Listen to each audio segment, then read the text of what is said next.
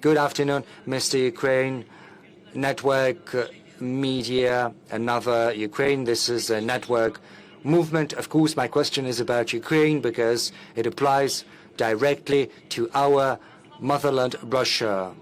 Trump has said that Zelensky is using war in order to avoid holding elections. And in response to that, Zelensky said he is ready to hold elections in 60 or 90 days, which is cynical lies, because Zelensky has destroyed his country. He decided to choose arbitrariness and violence over democracy. Mr. President, you said that a referendum has to be held on de jure recognition of new territories in Ukraine as per Ukrainian constitution. How can a referendum be held in a country where a gang has usurped the power, destroying democracy and everything else? Because for a referendum to be held, first constitutional order has to be re-established, the ban on 18 parties has to be lifted, a law has to be introduced on on stopping the prosecution of those who spoke against the coup d'etat, because the amnesty was adopted after 2014, which basically pardoned those who were the ones initiating the coup d'etat and even the violence they employed for their own self-interest. Electoral law has to be re-established as well, because half of Ukrainian population has fled from Zelensky. That's 18 million people, according to the estimates. Where are they supposed to vote? Sanctions have to be lifted against Ukrainian citizens, and the revocation of citizens against those who did not agree to the neo-Nazi policy pursued by the regime. Media have to resume their activity after having been banned before. What about your question? Yes, getting there. Without these measures, a referendum would only mean legitimizing the criminal regime, basically election without election. Understandably, the criminal regime of Zelensky is, with the support of the West, is not going to agree to that. In March this year, you proposed a way out, interim governance in Ukraine under the aegis of the UN, Russia, the US and European countries, which would create the necessary environment for holding democratic elections. So my question is as follows. Do you stick to that proposal you came up with on temporary governance in Ukraine, international governance? And if no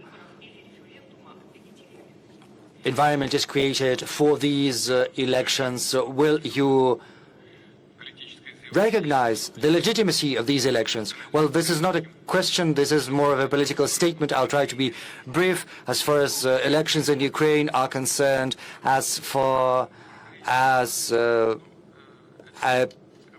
international temporary governance is concerned, well, yes, I did suggest that, but it was only a hypothetical. And if the will were there on the side of the Western countries, then probably, given the corruption scandals, it could be a thing to be considered. But as far as elections go, we hear statements from the heads of the regime. They insist that the Western countries and the US, and allegedly they are ready for those elections. Well, Western countries have to ensure security. That means they want a ceasefire. I would like to draw your attention to the following. Well, Russia did hold elections, both presidential elections, municipal elections, and regional elections. In September, Russia held another round of elections. But who ensured security during those elections. Quite the contrary, there were attempts to sabotage those elections with the view to dismantling our internal unity. There were strikes against poll stations. I think that was in Donetsk, People's Republic. People were queuing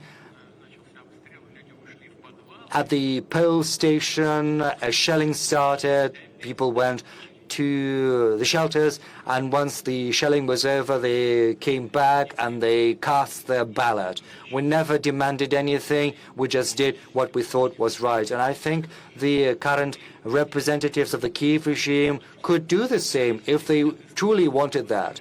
However, if they want to use the elections solely to put an end to Russia's advancement on the battlefield, then they are wrong.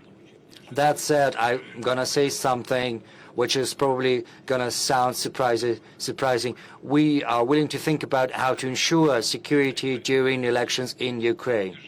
Well, we could refrain from strikes in the depths of Ukrainian territory on election day. But there is one nuance